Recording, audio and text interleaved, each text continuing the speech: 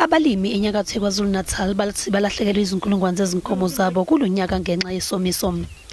Lesi simo sikhahlameze kakhulu abalimi abangaphezulu kwamakhulu amahlanu. uAlfios Madonsela uthi akekho osebenzayo emndenini wakhe njengoba beziphilisa ngokudayisa imfuyo nje. Kusukela 2014 mina ngafela inkomo ezu28 2014 kuziwe manje sengifele inkomo ezu4 kanjena ngesimo samanzi. uMadonsela uthi abanye abalimi endaweni balahlekelwe iyo yonke imfuyo yabo. Banikezeleke namhlanje ukuthi bazothola amabhele awu50 ukuthi bazondla inkomo, kanjalo nabakavet bazoba seduze ukuthi bayibheke inkomo bayijove baziqinise immune system yabo while kusalungiswa indaba ukuthi siqhubeka kanjani ukulekelela ngendaba yokuthi zidle inkomo. UMnyango uthi ukuntuleka kwamabhele kuyakhathaza. Nakubalina izulu kwezinye izingxenye zesifundazwe kepha izinga lamanzi emadanyini liphansi kakhulu.